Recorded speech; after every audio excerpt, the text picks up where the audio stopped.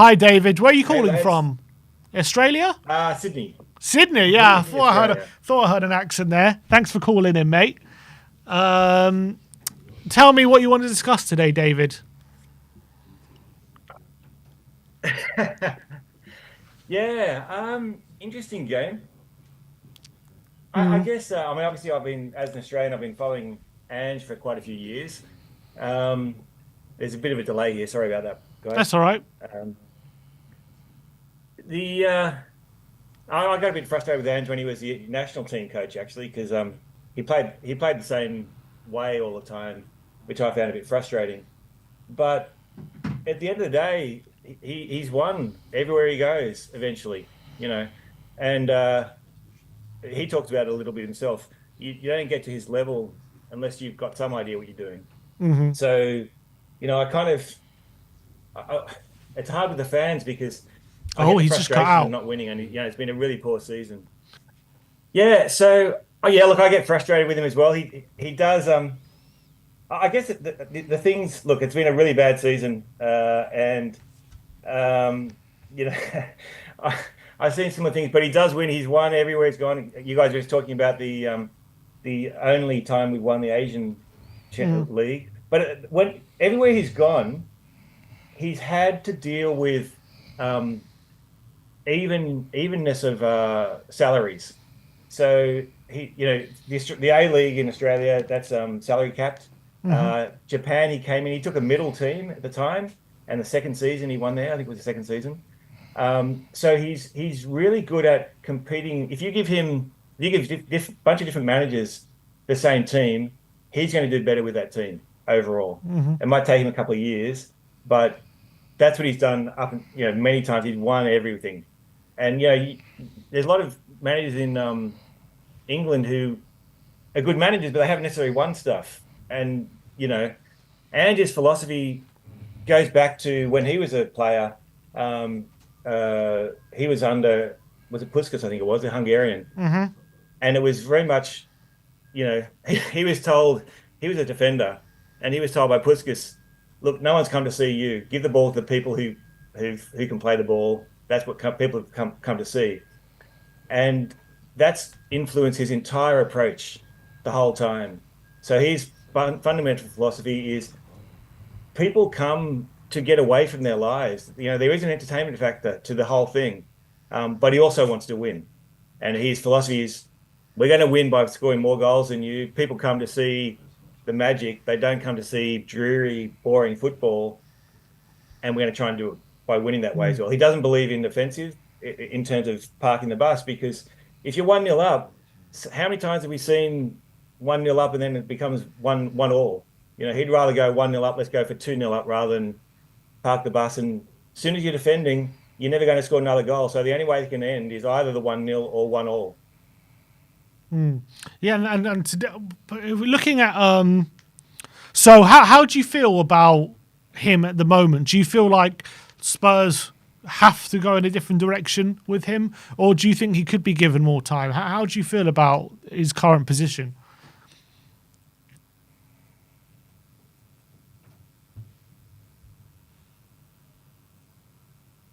I'm probably around about where Sim is, where I was nearly Ange out the other day.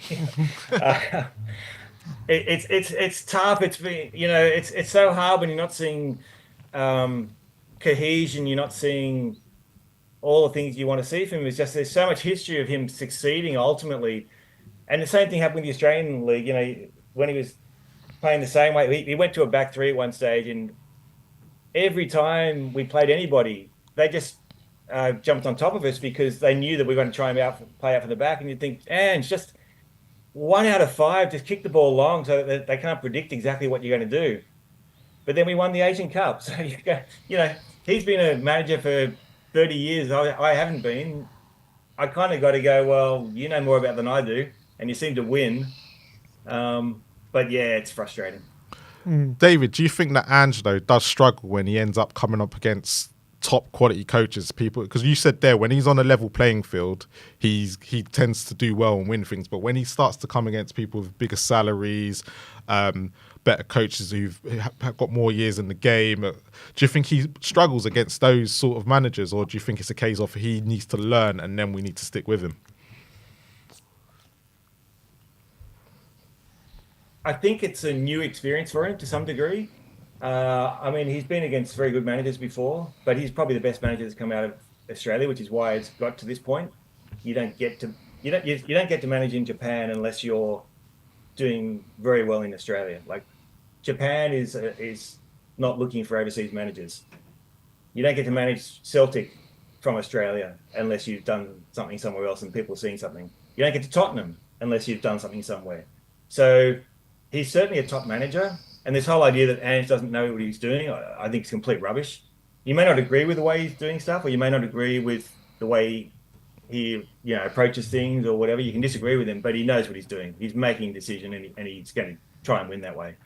But he's definitely a very knowledgeable guy about football.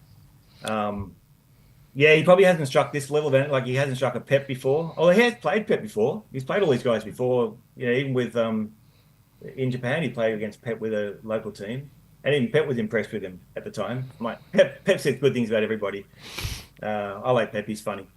But I also think there's a little bit of, I'm Australian, so I think there's a little bit of snobbery about the Premier League as well, where this idea is like, well, we're the best, and therefore he can't possibly compete at this level.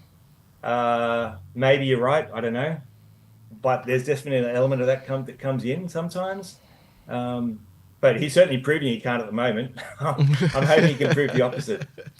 In terms of today, David, tell me your thoughts in terms of how you're feeling ahead of the game against Frankfurt, considering how he performed today. What do you think led to the big drop-off in that second half? And just in terms of just today in general, what were your feelings on what happened today?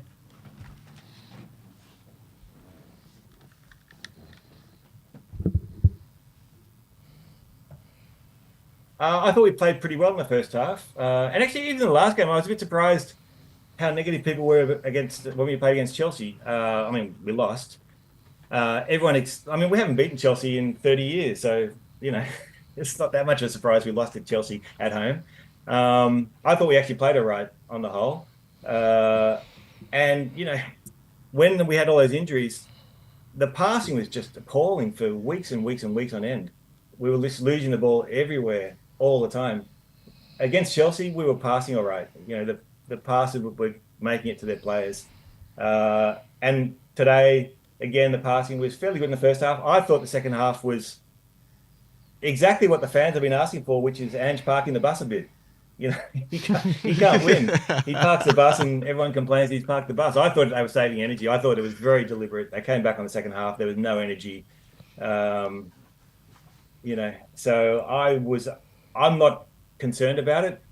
It seemed like they were saving energy, saving the players a little bit. I would have liked him to take some of the, Solanke off, a few of the other players who'd played, even Bergvall. I thought they played a bit too much. I would have liked them rested for Thursday. But at least he rested Van de Ven, which I liked. So I'm not too concerned, but I probably would have preferred the Germany game was before the Tottenham game, because I'd rather we were trying to get a score rather than trying to, get a 1-0 in Tottenham and then have to struggle in Germany. So, but we don't choose that. In terms of the penalty at the end, do you think Tell was right to demand it of Johnson, or should he have given it to Johnson for the hat trick? I guess